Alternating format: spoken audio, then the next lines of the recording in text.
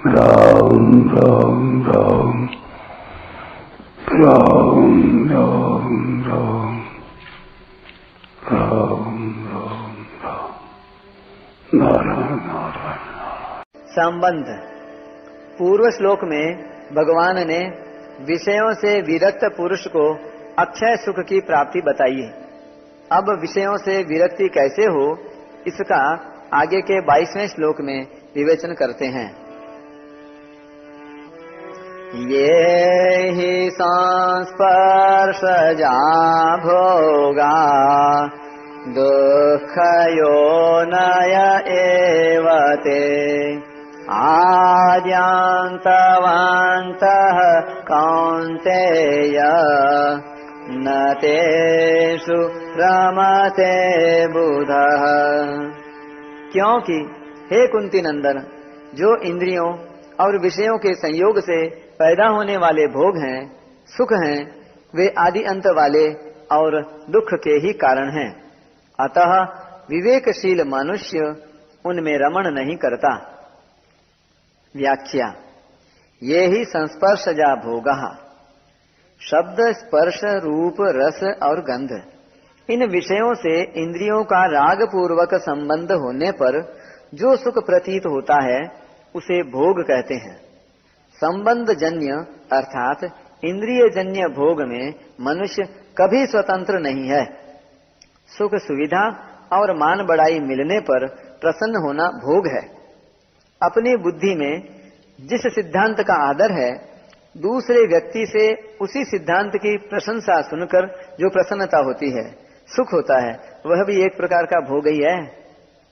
तात्पर्य यह है कि परमात्मा के सिवाय जितने भी प्रकृति जन्य प्राणी, पदार्थ, परिस्थितियां, अवस्थाएं आदि हैं, उनसे किसी भी प्रकृति जन्य करण के द्वारा सुख की अनुभूति करना भोग ही है। शास्त्र निषिद्ध भोग तो सर्वथा त्याज्य हैं ही, शास्त्र विहित भोग भी परमात्मा प्राप्ति में बाधक होने से त्याज्य ही हैं। कारण कि जड़ता के संबंध के बिना भोग नहीं होता, जबकि परमात्मा प्राप्ति के लिए जड़ता से संबंध विच्छेद करना आवश्यक है।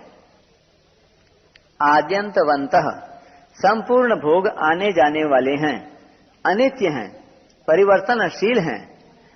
ये कभी एक रूप रह सकते ही नहीं। तात्पर्य है कि इन भोगों की स्वयं के साथ किसी भी अंश में एकता नहीं है।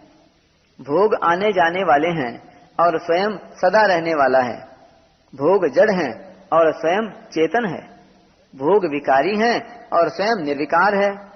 भोग आदि अंत वाले हैं और स्वयं आदि अंत से रहित है। इसलिए स्वयं को भोगों से कभी सुख नहीं मिल सकता। जीव परमात्मा का अंश है। ममैवांशो जीवलोके, इसलिए उसे परमात्मा से ही अक्षय सुख मिल सकता है। स ब्रह्म योग युक्तात्मा सुखम अक्षयम अश्नुते। भोग आने जाने वाले हैं, इस तरफ ध्यान जाते ही सुख दुख का प्रभाव कम हो जाता है। इसलिए आद्यंतवंतः पद भोगों के प्रभाव को मिटाने के लिए औषध रूप है। दुख योनय एवते, जितने भी संबंध जन्य सुख हैं, वे सब दुख के उत्पत्ति स्थान हैं। संबंध जन्य सुख दुख से ही उत्पन्न होता है और दुख में ही परिणत होता है। पहले वस्तु के अभाव का दुख होता है, तभी उस वस्तु के मिलने पर सुख होता है। वस्तु के अभाव का दुख जितनी मात्रा में होता है, वस्तु के मिलने का सुख भी उतनी ही मात्रा में होता है। भोगी व्यक्ति दुखों से नहीं बच सकता, कारण कि भोग जड़ता के संबंध से होता है और जड़ता का संबंध ही जन्म मरण रूप महान दुख का कारण है। पातंजल योग दर्शन में कहा गया है, परिणाम ताप संस्कार दुखैर गुण वृत्ति विरुद्धाच्च दुखमेव सर्वम विवेकिनः। परिणाम दुख, ताप दुख और संस्कार दुख, ऐसे 3 प्रकार के दुख सब में विद्यमान रहने के कारण तथा तीनों गुणों की वृत्तियों में परस्पर विरोध होने के कारण विवेकी पुरुष के लिए सब के सब भोग दुख रूप ही हैं। संपूर्ण विषय भोग आरंभ में सुख रूप प्रतीत होने पर भी परिणाम में दुख ही देने वाले हैं, क्योंकि भोगों के परिणाम में अपनी शक्ति का ह्रास और भोग्य पदार्थ का नाश होता है। यह परिणाम दुख है।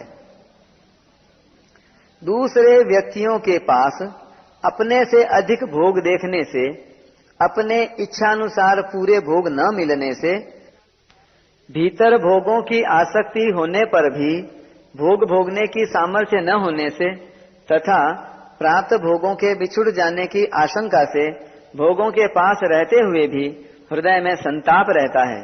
यह ताप दुख है।